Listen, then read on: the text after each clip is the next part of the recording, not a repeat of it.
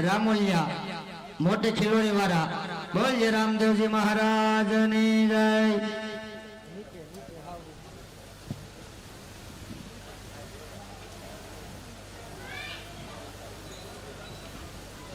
હવે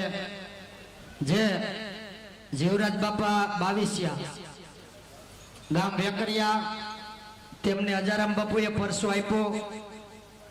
એ 2 મિનિટ મારે તમને વાત કરવી છે। હરિરામ બાપુએ મને કીધું કે તું આ 2 મિનિટ જે આપણે બાપાએ પરસો આપ્યો છે એ વાત કરી દેજે, એટલે 2 મિનિટ શાંતિથી સાંભળજો કે જીવરાજ બાપા બાવીસિયા બાપુની રજા લઈ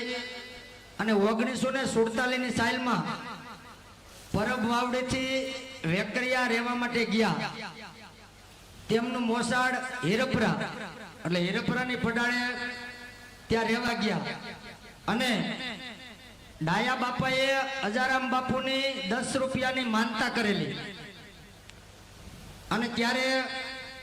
વાડી ગારવા માટે મજૂરીના 25 પૈસા હતા। વિચાર કરો,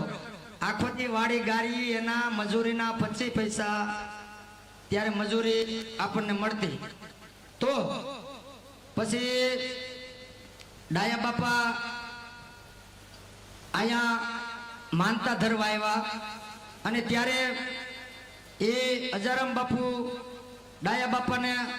એ પૈસા પાછા આપી દીધા અને કીધું કે ભાઈ તમારી માનતા હવે પૂગી ગઈ છે, આજે 10 રૂપિયા ધરેલા છે એ પાછા લઈ જાઓ અને છોકરા માટે જાહેર લઈ લેજો એમ કીધેલ। ત્યાર પછી જીવરાજ બાપા કે તેમની દીકરી પ્રભાબેનના લગ્ન હતા અને કંકોત્રી આપવા માટે અહીંયા સુડા જગ્યામાં પધાર્યા અને ત્યારે મહંત શ્રી હરિરામ બાપુએ જીવરાજ બાપાને કીધું કે ભાઈ અહીંયા અમારે પણ રમેશભાઈના અને શારદાબેનના લગ્ન હારે છે, એક જ તારીખ હતી, ત્યાં પણ જીવરાજ બાપાની ત્યાં લગ્નની તારીખ હારે હતી અને અહીંયા રમેશ બાપુના અને શારદીબેનના તેમના લગ્નની તારીખ પણ હારે હતી। તો જેથી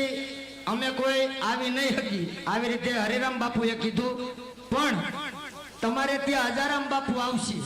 મોટા બાપુ આવશે એમ કીધું। એટલે મંડપ રોપણ થઈ જાય ત્યાર પછી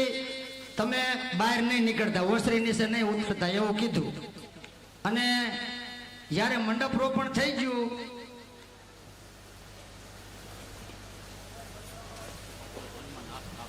અને મંડપ રોપણ થઈ જાય પછી બાપુ આવશે અને સન્માન અને આસન આપજો અને ત્યાર પછી સંવત 2041 મહાસુદ દસમ અને ગુરુવાર તારીખ 15/2/1989 ના રોજ બાપુએ જીવરાજ બાપાની ઘેરે હાજરી આપી અને ત્યારે જીવરાજ બાપા મંડપ રોપણ પૂરું કરી અને ગામમાં ભાઈઓને ત્યાં તેમને બોલાવવા માટે ડેલી બહાર જ્યાં પગ મૂક્યો ત્યાં તેમને અજારામ બાપુ સાધુ રૂપે ડેલીએ હામાં મળ્યા, બરોબર, અને સામા મળી અને જીવરાજ બાપાને બાપુએ સીતારામ કીધા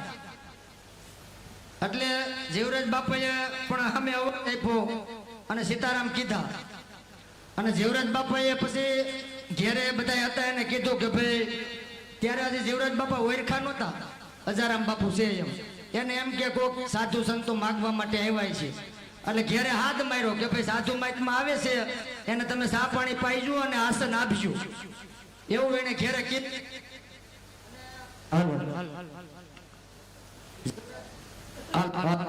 સા પાણી પાઈજો અને આસન આપજો પણ ત્યારે આસનમાં એને કોથરો આપ્યો। પેલા તો એવું હતું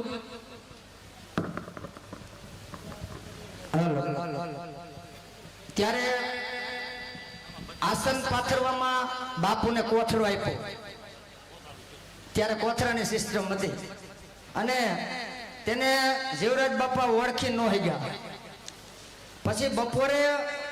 મધુ બાપા કોરાટને સપનામાં બાપુએ કીધું, જોઈજો એ કુટુંબમાં નહીં બીજા કુટુંબમાં મધુ બાપા કોરાટની ત્યાં હજારામ બાપુ સપના રૂપી જઈ અને વાત કરી ત્યારે બાપુએ મધુ બાપા ગોરખને સપનામાં જઈ અને કીધું કે લગ્નમાં હું આવવાનો હતો તે કહ્યું હતું, પણ જીવરાજ બાપા મને ઓળખી ના શક્યા. એટલે એ મધુ બાપાએ પછી સ્વપ્નમાં પૂછ્યું કે તમે મારે ઘેરે તો ક્યારેય પધાર્યા નથી. ત્યારે હજારામ બાપુએ સપનામાં જ કીધું કે તારા બાપુજીના ભંડારામાં આવ્યો હતો 1987માં, ઝાડ નીચે બેઠો હતો, તે પણ નિશાની એને આપી દીધી. લ્યો, આવો હજારામ બાપુનો પરસો છે. તો ક્યારેક પણ સાધુ રૂપે કે ગમે તે સાધુ સંત જે આપણે